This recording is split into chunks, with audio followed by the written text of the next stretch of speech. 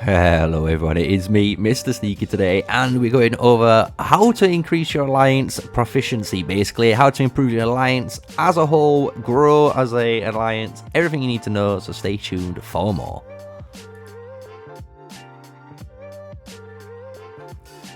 Hello everyone, so yes, we're going over basically how to grow your alliance, everything to do with the nitty gritty info bits to do with how an alliance works and the in and outs, right? I've done a lot of videos on little ways how you can interact with an alliance. Some of the information I've said was a little bit incorrect as well as also being correct, so I'm going to clear everything up in the video today, so stay tuned. But if you enjoy my content, guys, remember, smash the like, comment and subscribe to the channel, right? And as the channel grows, we are getting closer to that 500 goal. It's absolute crazy. So alliances, obviously you're looking at an alliance, how it grows, how it gets better. There's quite a few ways, right? The first thing I'm going to talk about today is the alliance growth in their resources, right?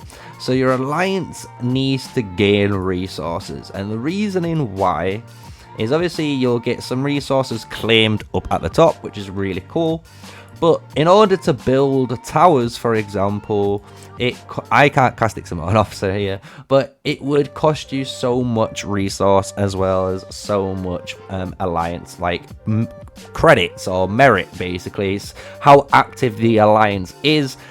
Is the alliance merit system. So the way you can increase your alliance merit is really easy. You can just help every single time you help. As you can see, you get obviously some daily points here, which is really cool, but you give some points to that alliance merit system. Another way is obviously claiming through here, another one. And then finally, the other way, I believe, if I can remember, is through donating, right? So if you donate, and anytime you donate, if you press the button, as you can see, you get so much rewards, which is your research points, as well as, again, member points, which is helping you get extra buildings built and everything in that regard. So that's how you get that resource. But the more important thing is actually how to get more resource into the alliance storehouse, right? So if you go to your storehouse here, you can see how much alliance resource you're generating per hour. These are the alliance points that I was talking about earlier that you're going to be generating from helps and donations and so forth. And then the other four you need to generate, right? And there's different ways of generating these, which is kind of a bit of I'll say an understatement, because at first everyone believes there's only one way. So the first way, and this is the very most important way, is to do with your actual flag placements. So if we zoom out, right, and we click the alliance tab right here, you can see, obviously, which everyone else sees, all the alliance zones, right? You get to see where the alliance is set and the flag placements, right? When you hit resources, this is showing you the areas where you can gather resources yourself. And the bigger the green is, so as you can see, the better the resources. So especially when you're trying to gather around here, if you look, you should get, as you can see, level 5 nodes and then level 6 nodes and so forth. So you've got a higher chance for these nodes to spawn around, these green zones, right? But the thing which is more important to alliances is actually when you hit the alliance resource tab, right? And this tab is where everything gets a bit funky, right? You're going to be looking at, like, what does this mean? This is going to be a bit crazy, but I'm going to explain it all. So the way it works is each quadrant, as you can see, each square is represented by a certain number of resources. So in this one that we're in right now, you can see it has 1 gold, 2 wood and 3 stone, meaning this one square has a really high stone resource generation, and then a decent amount of wood, and then a really low amount of gold, right? So when you zoom in now, you're gonna see these flags are on top of these zones. So you're trying to maximize your flag placement. As you can see, this is overlapping too. nearly 3 and 4. So you're gaining a massive amount of different alliance resources passively because of this flag being built here, right? And that's one way of doing it, right? So that is the very first way, and everyone knows this. So I hope you enjoyed that, and that's a really good explanation on the alliance resource system on flag placement, right? And obviously because of this, as you can see, flag placement's very important, and you're going to see why later down the line, right? So I'm going to do a quick smooth transition, and let's go into the next point. Okay, so on to the next point. When we're looking at another way of generating resources, as I did state in another video, and it has been cleared up by support, because another member of my kind of support team that I do talk about the game did contact me, because he said I was like half right, but he believed I was wrong at the same time. And obviously contacting the support team cleared everything up, which is fantastic. So in the past, I did say if you collect on these nodes, as you can see here, you would gain resources into your alliance as well. Factually, that's false. The only way this works, or the reason why you want to do this, is when you do gather on alliance territory, you can't get hit. You're classed as being on a safe zone, so you don't have to worry about getting farm hit. But if you was obviously farming this tile, then you're free to get hit, right? So that's one of the benefits of farming on these zones. However, one thing you can do is when you do build an alliance pit. So if you build an alliance wood pile, for example, and you have members inside, which we do, and we're all farming away, trying to get as much wood as we can, this one resource pile does contribute to your alliance resources. So if your alliance is looking for gold all the time to build flags, it's probably better to keep building alliance gold pits just so you can get those flags built, and then you can passively, you know, start changing those gold pits to like mana pits so you can get more tech research built for yourselves, or like stone if you need stone for buildings later on.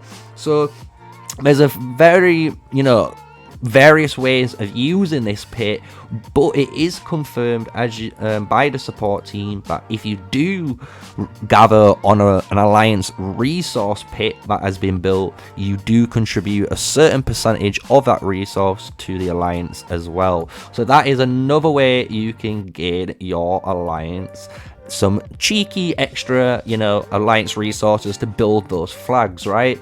So now I'm going to go over the final way you can gain alliance resources to build flags.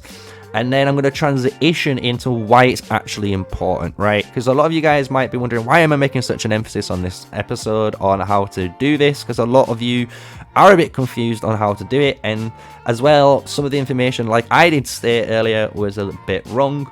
But now this is a full clear up and full understanding, and it's 100% fact. So we know this is how it works in game. So the final way you can do a brilliant way of increasing your resources is actually if you hit the explore tab. So when you hit the explore tab, it does show you some villages, as you can see, and one of them's been bookmarked and another one's been bookmarked here, right? And the thing with villages, what you can do, and if we zoom into this village, for example, if you have your alliance territory over the top of it, as you can see here, you can actually build a road to that village. And by doing so, that has a special village effect. And the cool thing is, when you do check on this, or if we go to, I hope you can press this, yeah, there we go. If you press the cog wheel at the top left, that's how you can basically change the requirements. So say if this is as you can see doing alliance mana and alliance ore right now, if you hit the top left where the little center, you know, this little wheel is, it shows you now the current effects, and it costs us 4,600 of your alliance resource to refresh it. And when you do refresh it, you can either choose to keep the effects you've got here, or you can move on to the next one. So it doesn't just force you into the refreshment. If you don't like the effects, you don't have to take them, right? And the reason why this is a really important factor is, again, if you're looking for stuff like gold for your alliance, this is a really efficient way of refreshing your villagers to gain some extra per hour gold into the alliance, right? And if you press the eye icon, just to give you a little tip, it shows you that basically the higher level of the village, the higher chance you're going to get a more powerful effect. And then these are the type A effects. These are basically the best effects you can be gaining into your actual alliance if you try to reroll them. And then type B are more basically attack based or PvP based. So if you're looking for actually ways to increase your alliance war efforts and make them stronger, you could be trying to roll for these type B effects and tailor your alliances, mages and infantry units to be stronger, right? And then the last one are the type C, which I think these are actually bad requirements. These are how I'm reading it, but I could be wrong on this. But basically you have these effects. Type B is generally what you're going to want for war, and type A is what you're going to be wanting, increasing your actual alliance resource per hour. And the reasoning why we're going over this, and this is the finale on top, so if you stay tuned, obviously hit the subscribe, like and comment. I hope you enjoyed the guide so far. But the reason why we're talking about this, and we go back into the Alliance Resource Center, as you can see, so you can see all the beautiful resource on the land. The reason why we're doing this is when you are building flags, one major issue are brand new alliances or new players to the game that are trying to create an alliance and make it thrive. You'll realize when you're trying to build flags, one resource you actually run out of quite a lot is gold. A gold quite exceptionate. I can't even pronounce the word. Basically, over time, the gold grows so much so that it basically caps you at building some flags, right? So you need to keep having, as you can see, so much gold income into the alliance. And as you can see here, there's so much gold that we have prioritized the gaining, as you can see, as well as some wood and stone on the way just to fill the gaps, which is obviously what you want. You want a nice fair balance of resource in your alliance, but obviously you want a nice big priority chunk on gold because it would help. And then if you're looking at a shortage, for example, like we might need wood right now, then you would build your wood stockpile and try and get all your alliance members to farm that first to obviously gain that extra wood needed to build those flags, right? So that is everything you're going to need on the alliance building side. Obviously that is covered for all the R4s, and if you're an R3 member and you're not an officer and you're just wondering how this system works, I hope this obviously gives you guys a little bit of insight why they say to you, you know, we have to wait, we need to wait. But that is everything you're going to need to know. If you're looking to obviously build a flag yourself, the only requirements that I can remember to my hand is the actual flag needs to be touching or connected to one of your existing, you know, flags. This could be in a diagonal way if you really want, and be touching very small. I don't know if we do it anywhere on the map, but yeah, like down here for example, as long as you've got two touching just like this, you can keep progressing forward. As well, one major requirement when you're building a flag is the road. The road always has to be 15 kilometers long.